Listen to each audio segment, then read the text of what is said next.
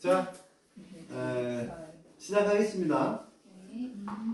오늘은 무릎을 꿇어야 한다라는 말씀 드리고 수업을 시작하도록 하겠습니다. 늘 무릎을 꿇고 돌을 다듬는 석궁이 있었습니다. 그 석궁은 항시 돌을 다듬을 때마다 무릎을 꿇고 해요. 무릎을 꿇는다는 것은 예사롭지 않은 일이거든요. 그래서 이제 계속 다듬기를 했는데 비석이 이제 거의 완성이 됐어요. 근데 거기 글을 새겨야 되잖아요. 좋은 글을 새기고 있을 때 지나가던 그 관리가 그 석궁한테 물어봅니다. 나도 당신처럼 이 국민들 마음에 좋게 나를 새길 수만 있다면 어떻게 해야 됩니까? 그리고 그 새긴 면문이 영원히 남을 수 있도록 하려면 어떻게 해야 됩니까? 이러니까 그 비석을 다듬던 그 석궁이 이렇게 말해요. 나처럼 무릎을 꿇으면 됩니다.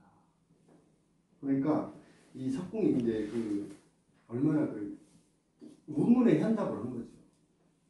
우리들은 늘 상대방을 높이기를 꺼려 합니다. 그래서 자신이 높아지려면 상대방을 높여줘야 돼요.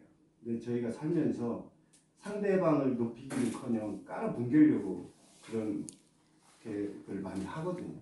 그러니까 우리 선생님들은 가급적이면 항시 상대방을 존중하는 그런 마음으로 살았으면 좋겠습니다. 자, 전번 시간에 많은 선생님들께서 숙제를 해오셨어요. 그 중에서 아주 짧은 시거든요. 제가 몇 자만 이렇게 좀 고쳤습니다. 안 고쳐도 되는 문장인데 좀 사족이 있는 것 같아서 그걸 떼어내고 다른 걸 좀 덧붙였습니다. 한번 읽어보겠습니다. 택배입니다. 택배. 김성희. 늘 내어주고 싶은 마음 들킬까봐 애틋함도 같이 넣어 묻는다. 멀지 않는 거리, 손살에 흘러가는 곳으로 그리움을 보내면 따스한 메아리가 온 산등성에 내려앉는다. 이제 의로움마저 다시 보내고 침묵 하나 품으면 애잔한 주름이 함께하는 빈 곳에 미소가 번진다. 이렇게 썼습니다. 7강에서는 시에 대한 열정을 키우고 또 시를 가지고 중언부언하지 말고 시쓰기에 있어서 또 위대한 우리가 창조자가 되자라는 그런 어떤 주제를 넣어봤습니다. 여기 보면은 시에 대한 열정을 키운다 그랬어요. 열정이라는 것은 열렬한 마음으로 또 애정이 있는 마음으로 무슨 일을 하는 거지요. 여기 보면은 타고난 시인도 있겠지만 어릴 때 농촌에 산 것만으로도 70%는 시인이 될 수 있다 그랬어요. 그러니까 자연이 스승이라고 그러잖아요. 항시 사람이 행복하게 살기 위해서는 자연과 함께 하면 마음이 풍성해진다는 그런 뜻을 내포하고 있습니다. 두 번째는 누구나 새로운 생명을 탄생시킬 수 있다는 또 탄생시킬 수 있다는 자신감을 가져야 돼요. 자, 세 번째, 음악성과 회화성을 가지면 좋다. 음악성은 운율이나 호흡, 리듬이죠. 그 다음에 회화성은 어떤 그 시를 딱 읽거나 볼 때 그림이 딱 그려지는 거예요. 네. 그렇듯이 이 시를 그렇게 쓰면 좋은데, 이거는 어디까지나 사전적인 의미죠. 저는 이런 얘기를 하고 싶어요. 좀 어렵게 들릴 수 있겠습니다만은, 전번 시간에 관조에 대해서 얘기했잖아요. 관조에는 세 가지가 있다고 했죠? 네. 뭐 있습니까? 사유, 네. 반전. 관조. 사유, 반전, 반전, 관조가 있는데, 관조에는 뭐가 있습니까? 자각을 하라는 그런 세 가지가 있었잖아요. 네, 맞습니다. 시를 쓸 때 어떤 시선을 대상으로 이렇게 소유해요. 시선이 먼저 가서 소유를 하는 거예요. 또 마음으로 먼저 가서 소유를 하거든요. 어떤 나무에 대해서 마음이 먼저 가서 소유를 해요. 그러면은 그 소유된 그 나무는 자기를 보이게 함으로써 보는 자를 소유하는 거예요. 그러니까 제가만 어떤 나무를 소유하는 게 아니에요. 그 나무도 저를 소유하는 거예요. 그게 어찌 보면 관조의 첫걸음입니다. 참 여기 보면은 그 흉터 쏘고 새라는 그 시를 가지고 나왔어요. 새의 부리만한 흉터가 내 허벅지에 있다. 15살 때 새가 날아와서 갇힌 거예요. 그러니까 새가 와서 부리를 쪼아가지고 흉터를 만드는 게 아니고 어찌 보면은 그 흉터는 언제 있었는지 몰라요. 근데 그 흉터 속에 새가 날아와서 이렇게 갇혔어요. 지금 날아가지 못하고 있는 거죠. 그 허벅지 속에. 그 다음에 꺼내줄까 새야 꺼내줄까 새야 혼자가 되면 나는 흉터를 긁는다. 허벅지에 갇힌 새가 꿈틀거린다. 그 흉터가 한마디로 여기서 세 장이에요. 그 흉터가 세 장인데 15이라는 말을 해놨어요. 아니 그 나이를. 근데 15이라는 것은 보통 그 사춘기 때 아니겠습니까? 그래서 그 뭐라고 합니까? 그 질풍노도의 시기, 예. 또 그리고 말도 안 듣는 시기, 어찌 보면 그 자유를 구가하는 시기거든요. 근데 여기 새가 자유예요, 자유. 제가 볼 때는 자유. 그래서 새가 갇혔어요. 그러니까 꺼내줄까 새야, 꺼내줄까 새야 그랬어요. 아니, 너 지금 날아가고 싶지? 너 날아가고 싶지? 그 말은 나에게 자유를 달라 그 말이었어요. 나를 억압하지 말고 내가 할 수 있는데 무엇이든 할 수 있게끔 허용을 해달라 그런 뜻이거든요. 그러면서 혼자가 되면 나는 흉터를 긁어요. 그러니까 허벅지에 갇힌 새가 꿈틀 그랬어요. 참 굉장히 좋은 시라고 생각합니다. 저도 그 흉터라는 요 시를 한 적 하나 써갖고 왔거든요. 제가 오래전에 저도 흉터라는 시를 썼었어요. 한번 읽어보겠습니다. 흉터. 꽃이 시들었다. 허공에 흉터가 남았다. 방향을 놓친 슬픔이 돌멩이로 날아와 박혔다. 이랬거든요. 제가 쓴 거다가는 이 시하고는 제 것은 여기에 비교도 못해요. 그 정도로 잘 된 겁니다. 그러니까 시가 이게 짤막하게 이렇게 있지만은 하고 싶은 말을 최대한 늘 했고요. 그 나머지 그들은 읽는 독자에게 다 공을 넘겨놓은 거예요. 근데 공을 넘겼어도 무책임하게 넘긴 게 아니라 본인의 여기다 은유를 다 넣어놓고 정말 잘 쓴 시라고 생각합니다. 경칩이 있습니다. 말이 비슷하죠. 이거를 김성아 선생님께서 낭독해 드리겠습니다. 경첩, 경칩, 고운 진주. 개구리 입에 경첩이 달린다. 경첩 빼닫는 소리가 파랗다. 한 목소리인 것 같아도 수백, 수천의 파랑이 열렸다 닫힌다. 회농해 놓은 저벅저벅 다가가면 출입문이 일제히 잠겨버린다. 파랑이 현저히 줄어든 귀 밝은 목적문 어딘가에 걸음의 정체를 가늠하는 경첩이 숨어있는 것이다. 누가 경첩을 열고 닫는 일이라 했을까?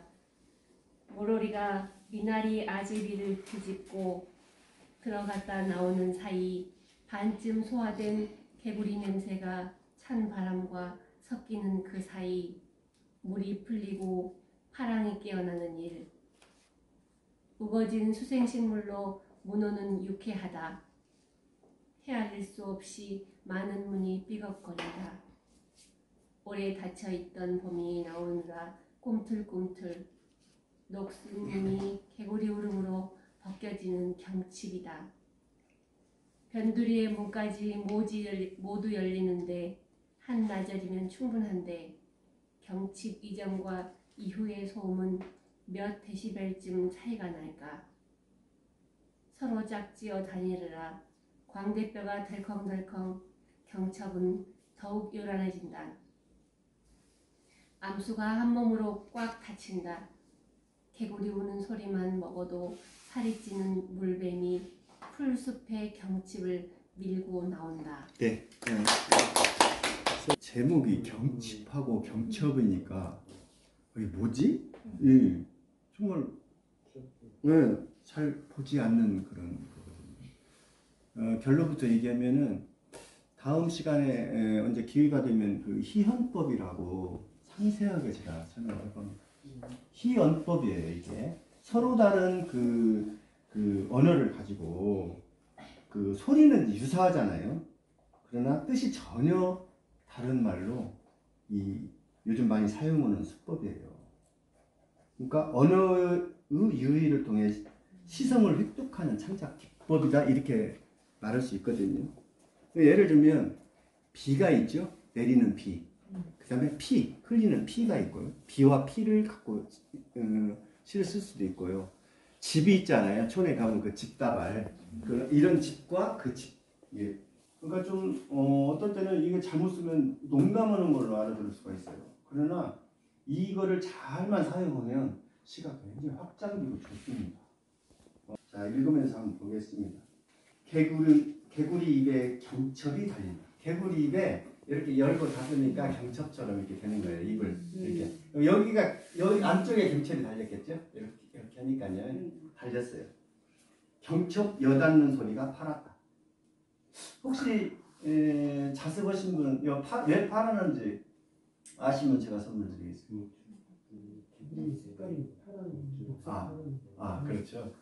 그 공부 안 했다는 증거예요.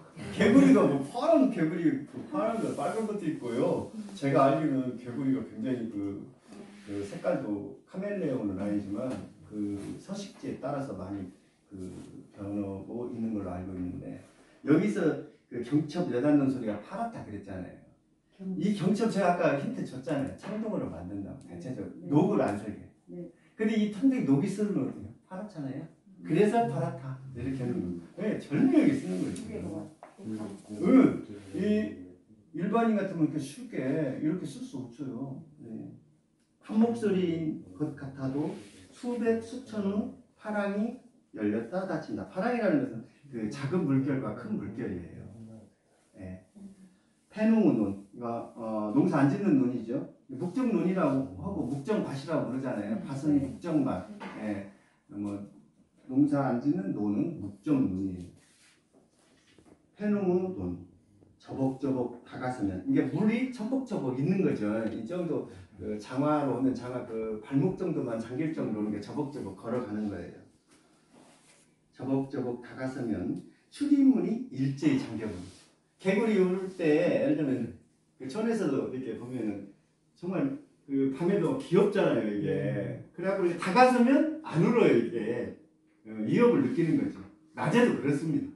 그러니까 개구리가 우는 것은 제가 아는 건 정확한 건 아닙니다만은 그 짝짓기 하려고 그런다대요. 짝짓기 하려고. 파랑이 현저히 줄어든 귀 밝은 묵정론 어딘가에 걸음의 정체. 정체라는 것은 우리가 항시 그러잖아요. 정체가 뭐냐. 그 사물이나 사람이 가지고 있는 본디의 그런 형상을 말하는 거예요. 정체라는. 가늠하다는 많이 나오니까 한번 찾아보시면 되겠습니다. 일정한 목표나 기준에 맞는지 안 맞는지를 헤아려 보는 것을 가늠하다 그래요. 가끔 이 단어가 가끔 나와요. 그러니까 좀 확실히 알아두면 좋습니다. 정체를 가늠하는 경첩이 숨어 있어요. 그러니까 어디에 숨어 있어요? 개구리 입에 경첩이 숨어 있는 거예요. 누가 경첩을 열고 닫는 일이라 했을까? 물오리가 미나리 아제비를 비집고 들어갔다 나오는 사이 반쯤 소화된 개구리 냄새가 찬바람과 섞이는 그 사이 물이 풀리고 파랑이 깨어나는 일을 이랬어요. 우거진 수생식물로 문호는 유쾌하다. 이게 거기에 그 저벅저벅한 그 문혼에 수생식물이 이제 무성하게 자란 거죠. 묵정론이니까. 헤아릴 수 없이 많은 물이 삐걱거린다. 문이 삐걱거린다. 개구리가 많다는 얘기죠. 이게 문이 삐걱거린다. 오래 닫혀있던 봄이 나오느라 꿈틀꿈틀. 네, 닫혀있던 봄이 나오느라고 지금 꿈틀꿈틀 하고 있고요. 녹슨 문이 개구리 울음으로 벗겨지는 경칩이다. 변두리의 문까지 모두 열리는데 한나절이면 충분하다 그랬어요. 그러니까 그 논만 아니고 전체 그 변두리, 그 논 전체가 다 열리는 데는 한나절 정도 걸린다 그렇게 말씀하고 있네요. 경칩 이전과 이후 소음은 몇 데시벨쯤 차이가 날까? 먼저 번 시간에 제가 데시벨에 대해서 얘기했잖아요. 백색 소음이 있고 칼라 소음이 있는데 백색 소음은 넓은 움폭을 가지고 있고 칼라 소음은 좁은 움폭을 가지고 있는데 80데시벨 이하를 백색 소음이라고 하고 그 이상 80데시벨 이상을 칼라 소음이라고 한다고 제가 한번 말씀드린 일이 있습니다. 서로 짝지어 다니느라 광대뼈가 덜컹덜컹. 그러니까 개구리 여기 그 개구리를 유심히 관찰하면요, 짝짓기 할 때는 이 손으로 만져도 안 떨어져요. 안 떨어져요. 예. 손으로 이렇게 띠르라기도 안 떨어져요. 그냥 꽉 껴안고 있습니다. 그냥. 예. 만지든지 말든지 누가 간섭하든지 말든지 자기 할 일만 하는 거예요. 그냥. 그래서 꼼짝 않고 붙어 있어요. 그래서 이제 광대뼈가 덜컹덜컹하다는 건 막 더 많이 이게 물고 있어서 이게 턱이 나갔는지 어쩐지 덜컹덜컹 하는 거예요. 그래서 경첩은 더욱 요란해진다. 암수가 한 몸으로 꽉 닫혔어요. 이제 왜 그러냐면 서로 짝짓기 하려면 제가 아까 말씀드린 대로 암수가 꼭 그 순놈이 가서 꼼짝 못하게 암놈을 그렇게 꼭 껴안고 있어요. 개구리 우는 소리만 먹어도 살이 찌는 물뱀. 그러니까 뱀은 대체적으로 파충류를 먹고 살잖아요. 곤충이나 파충류를. 그러니까 그 물뱀이 이제 거기서 이제 그 개구리들을 먹고 살았겠죠. 푸스부 경칩을 밀고 나온. 그때서 비로소 경칩을 밀고 나오는. 계속 경첩 내기를 하다가 이제 경칩을 마지막에 딱 썼잖아요. 그러니까 이 물뱀을 등장시켜서 상황을 구체적으로 더 묘사를 시킨 거죠. 예, 읽어볼수록 좋은 시입니다. 자, 두 번째입니다. 시인은 어느 중언부언자가 아니라 어느 위대한 창조자다. 맞습니다. 중언부언 한다는 것은 이미 한 말 또 오고 좀 그러는 분을 중언부언하는 거죠. 결론도 없이. 어느 위대한 창조자 그랬어요. 그러니까 시인은 익숙하지 않은 형태의 자신을 개방을 해야 돼요. 어떤 익숙하지를 않아요. 생각하는 것도 어찌 보면 일반 사람들이 생각하는 것도 약간 틀려요. 네, 틀려요. 좀 그건 삐딱하다는 얘기는 아니고요. 좀 약간 틀려요. 바라보는 각도가 틀리고요. 생각하는 그 방법이 틀리는. 그래서 이제 여기에 관련된 그 시를 한번 읽어보겠습니다. 근데 이제 이 글은 유심히 보면 일반 자유시가 아니고요. 정형시예요. 시조예요. 여기 쫙 보면. 그래서 한번 읽으면서 한번 알아보겠습니다. 낯선 길을 간다는 건 매 순간이 떨림이다. 그랬어요. 매라는 것은 하나하나 모든 이렇게죠. 매 시간, 매 순간. 예, 이런 떨림이다. 두려움이라는 거죠. 예. 갈수록 갈래길만 수없이 보여준다. 나누어지는 길을 갈래길에 그렇게 말하고 있습니다.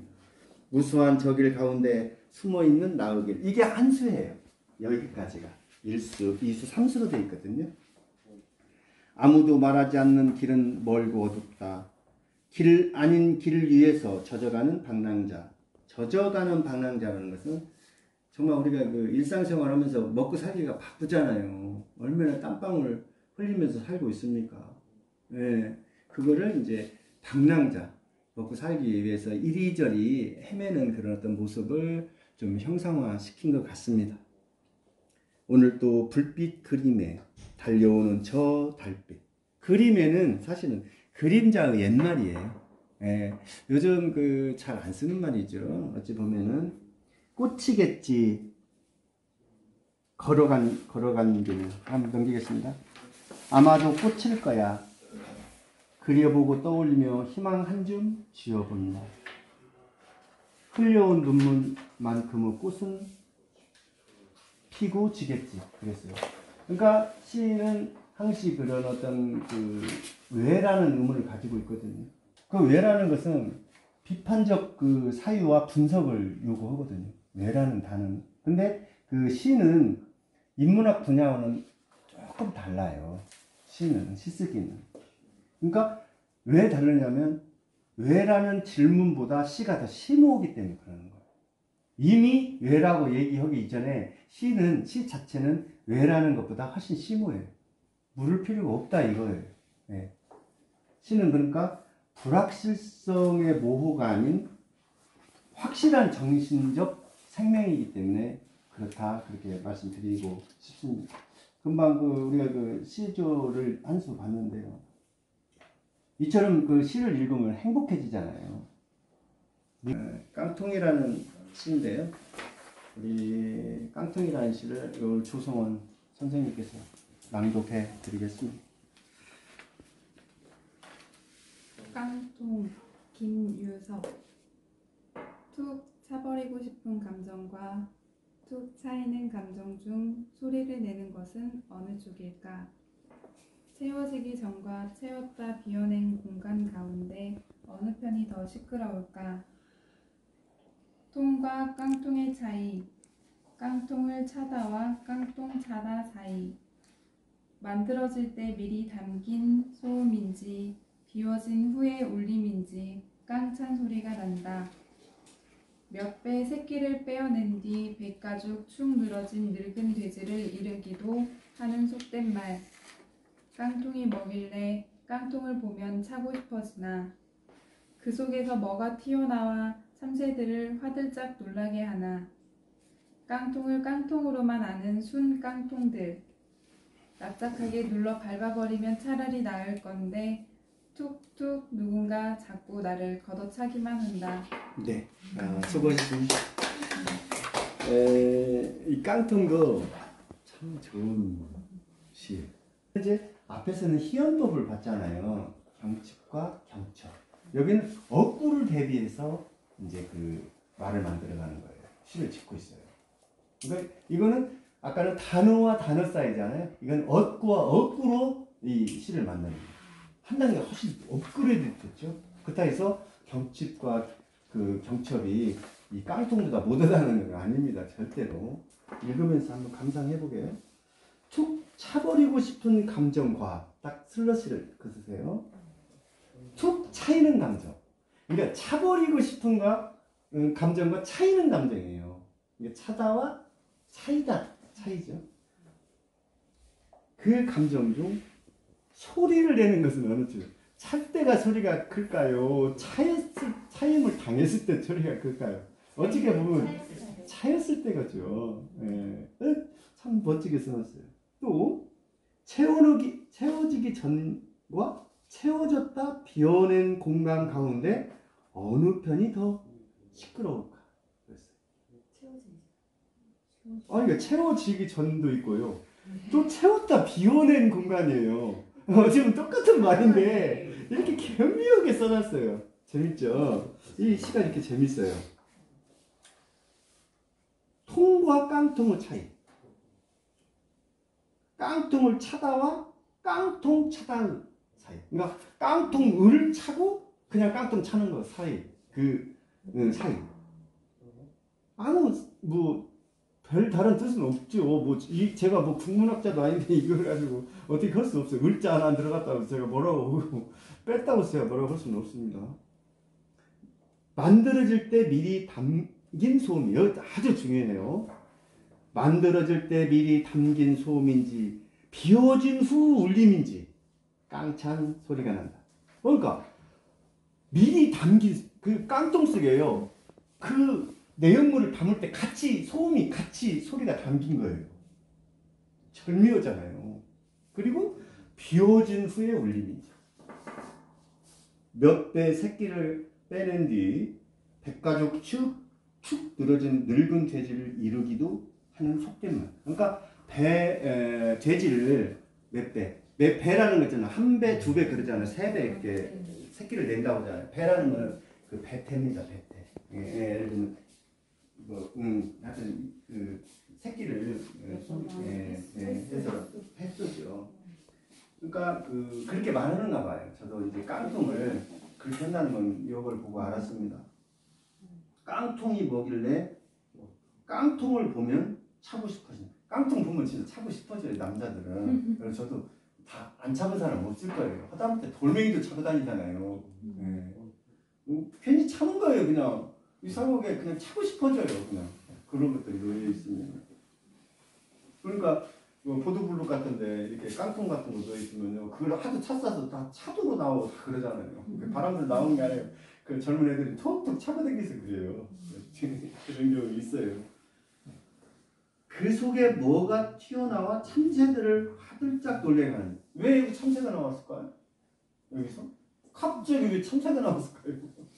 참새하고 무슨 관계가 있어요? 아까 깡통이라는 것은 그 한 배, 두 배 그 새끼를 낳은 돼지를 깡통이라고 그렇게 한다고 속되게 말한다고 했지만 여기서는 참새가 나온 것은 우리 어렸을 때도 그 새를 쫓을 때 깡통을 참새 쫓을 때 깡통을 이렇게 했어요. 그래가지고 깡통을 이렇게 쳤기 때문에 그 깡통을 친 것을 그 참새로 이렇게 연관시켜서 이렇게 쓰는 겁니다. 대단하죠. 이 확장성을 갖고 있어요. 자, 깡통으로만 아는 순깡통도 그랬어요. 앞에 깡통과 뒤에 깡통은 깡통이죠. 진짜 깡통인데 뒤에 깡통은 머리가 텅 빈 사람을 깡통이라고 하죠. 뒤에 있는 세 번째 깡통은 머리가 텅 빈 사람을 얘기하는 겁니다. 납작하게 눌려 밟아버리면 차라리 나을 건데 톡톡 누군가 나를 찾고 걷어차기만 한다. 그러니까 화자가 깡통이었던 거예요. 글쓰니까 나를 톡톡 걷어차는 거예요. 이런 시를 읽으면 굉장히 마음이 힐링되는 것 같아요. 그러니까 이 얻구를 대비시켜 가지고 이 말을 하고 있는 거예요. 그러니까 이 시인이 얼마나 시를 잘 쓴다는 걸 우리가 알 수 있었습니다. 자, 괄호 안에 그 단어 넣어보기. 이 괄호 안에 단어 넣어보기는 우리 시조입니다. 시조를 항시 가깝게 두고 읽어야 돼요. 구름은 아니 되고 구름 그늘만 깔려 그랬어요. 구름은 없는데 구름 그늘만 있어요. 허공 저 막막해서 문이 없는. 그러니까 너무 막막한 것은 너무 무변광대하다고 그러잖아요. 너무 커서 어떻게 헤아릴 수도 없고 계량할 수도 없어요. 이런 것 보러 이제 정말로 막막하다 이렇게 얘기하는데 줄광대가 줄 위에서 자기가 이렇게 노는 거예요. 네. 그럴 때 이제 우리가 그때 나오는 장단을 허튼 장단이라고 그러거든요. 그러니까 그런 제목으로 시를 지어보는 것도 괜찮을 것 같아서 특수한 단어가 나와서 제가 한번 말씀드려봤습니다. 주어진 행으로 시 재구성하기입니다. 한계령 풀이네요. 꽃은 5월에 피는데 노란해요. 이게 우리나라 희귀 식물이거든요. 근데 이제 이 한계령 풀은 두해살이 풀인데 좀 어려운 말 하나가 있어서 제가 말씀드릴게요. 총상화사라고 그렇게 꽃대를 얘기해요. 총상화사는 아래 어긋나서 이렇게 꽃이 쭉 붙었어요. 아래에서부터 꽃이 펴요, 이렇게. 아카시꽃도 그러고요. 냉이꽃 같은 경우도 총상화사라고 그래요. 그래서 이 꽃을 보고 이렇게 좀 우산같이는 안 생겼어도 이렇게 쓰면 아래에서부터 꽃이 어긋나서 피는 것을 총상화사라고 하니까 산마루 넘다 지쳤구나. 한계력이니까 이제 그렇게 쓴 겁니다. 긴 호흡으로 죄를 넘는다는 것은 하그 내성을 닮았다는 비유로다. 그러니까 하그 내성은 끈기지요. 날아가는 끈기. 네, 이거를 말하는. 답은 43512입니다. 43512. 그러니까 이렇게 하면 돼요. 지층을 따라오른 애음기루 정상에서 붙들린 기억마저 모두 놓아준다. 생존 후 갚는 한계령이다. 잃어버린 보석을 구하기 위하여 이곳에 뿌리내린 까닭이 있으리니 이렇게 연결하면 되겠습니다. 그러니까 여기서 생존 후 관문이라는 건 뭐냐면 한계령을 넘으면 살고 넘지 못하면 죽는다는 거예요. 그 정도로 한계령이 그 높다 그런 그 말씀이죠. 흔적을 남기지 않는 휘파람처럼 한낱 기껏해야 하나 그런 말입니다. 한낱이라는 것은 한낱 먼못에 불과하다. 뭐 이렇게 할 때 한낱이에요. 운명 같은 것에 마음 두지 않는다면 지금 이 시간 당신은 어디쯤 머물겠는가? 노란 꽃잎에 앉은 잔광이 시든발을 녹인다 그랬어요. 이 잔광은 저녁 때 그 비치는 햇빛을 잔광인데 이 빛이 시려요.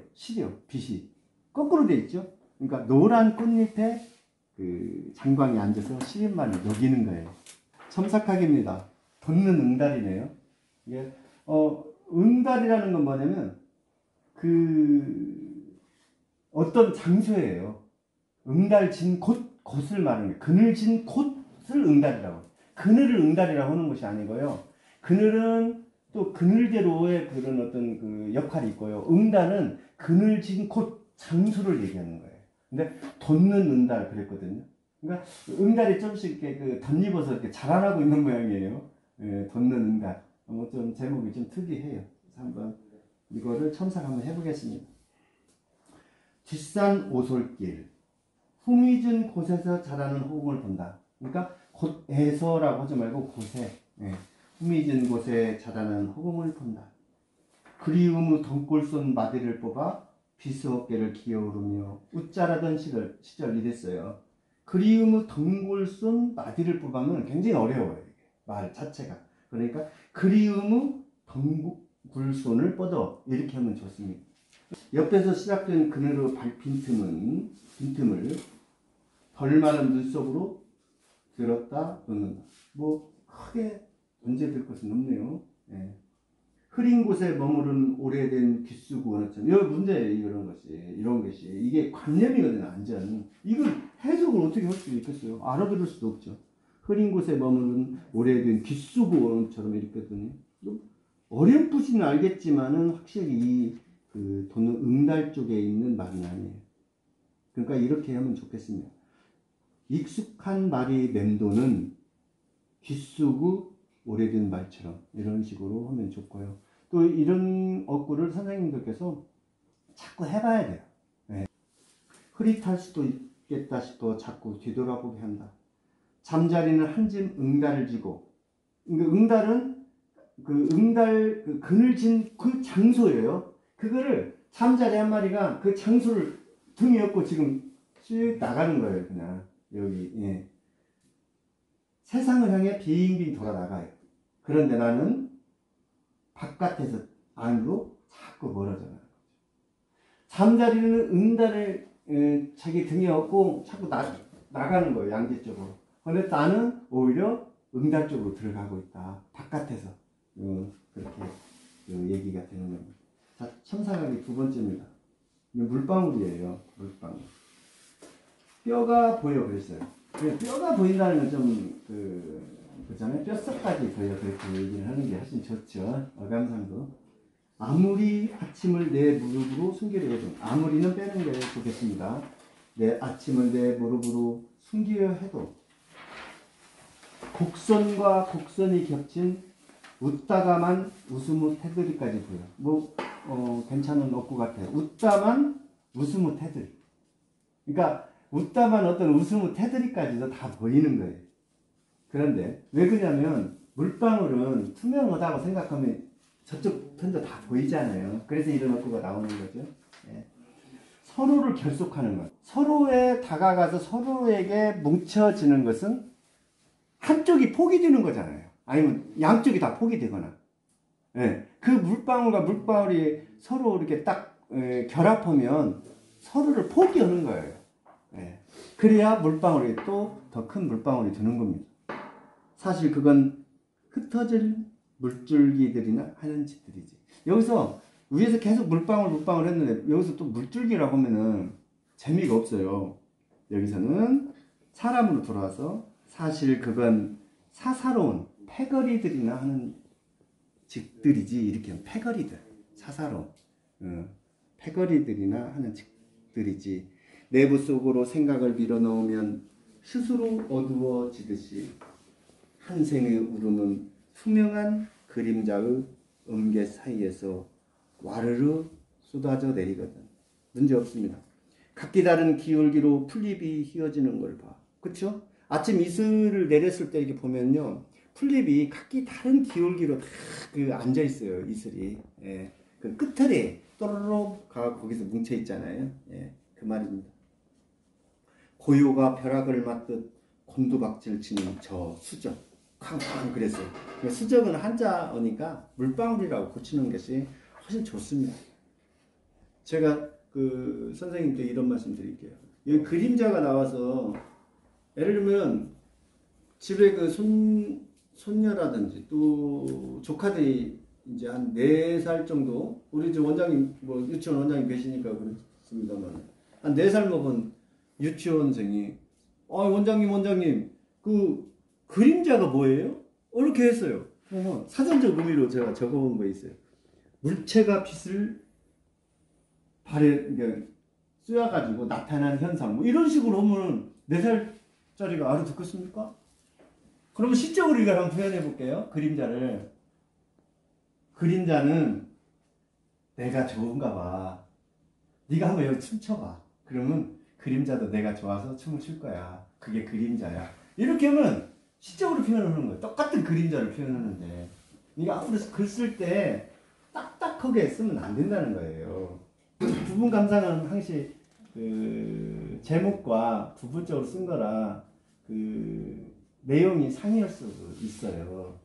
폐허라는 찰나 참 어렵죠. 근데 저는 개인적으로 이 시인님을 참 좋아합니다.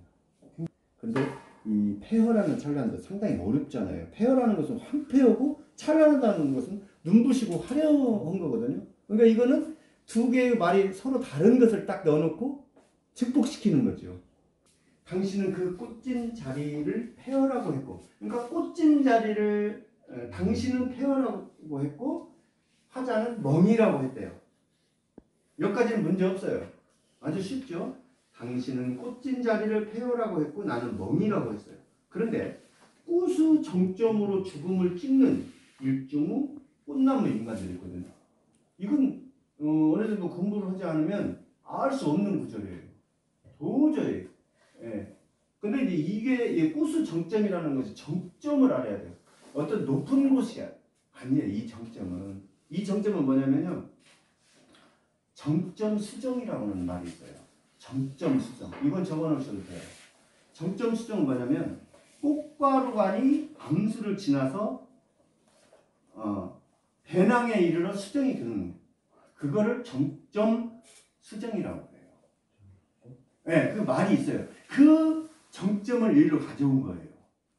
정점 수정이라고 하고 정점. 그러니까 꽃의 정점으로 죽음을 찍는 이걸 이랬거든요. 이건 뭔 말이냐면 꽃진 자리부터 죽는 모습을 나타낸 거예요. 꽃진 자리부터 꽃이 죽어가잖아요. 뿌리부터 죽는 게 아니라 여기 그 마가렛 많이 심어져 있잖아요. 담에는 지금쯤 이제 다 시들고 말라가고 있어요. 그럼 위에서부터 말라요. 네. 위에서부터 마르지 뿌리에서 안 마르거든요. 네. 그렇기 때문에 이 정점으로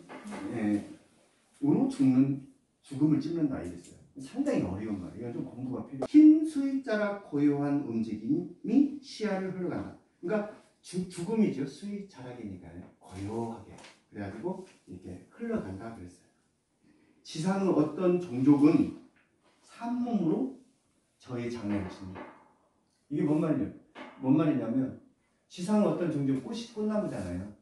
지가 산채로 장례를 치는 거예요. 산채로. 지금 위에서부터 죽고 있잖아요. 근데 지가 스스로 누가 장례를 치러주지도 않는데 자기가 스스로 장례를 치른다는 얘기예요.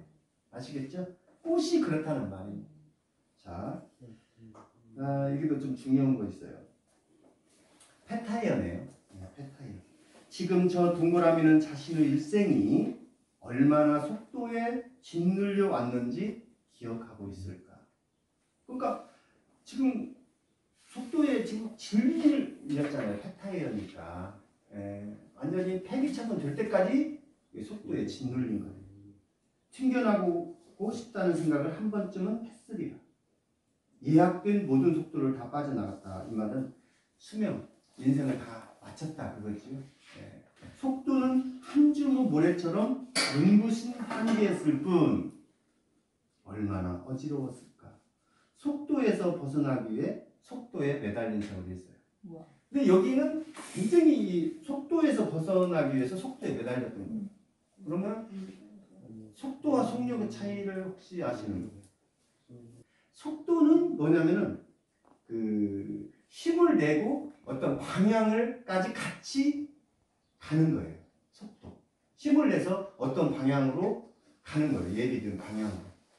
속력은요, 한마디로 해서 제자리에서 어떤 방향이 없이 제자리에만 있는 거예요. 그게 속력이에요. 그러니까 예를 들면 이렇게 말할 수 있어요. 아, 옆에 그 사람이 옆에 그 조수석에 탄 어떤 분이 아, 마음 급하잖아요. 아, 빨리 그 저 속력을 내봐 이런다고요. 그러면 속력을 내는 것은 당신 엑셀레터를 많이 확 밟으시오 이 말이에요. 자전거를 이제 집에서 그냥 앉혀놓고 타는 자전거가 있고 달리는 자전거가 있잖아요. 거기에는 속도가 있어요. 근데 집에 있는 것은 속도가 없고 속력만 있는 거예요. 어찌 보면. 희망을 가져도 될까요? 그거예요.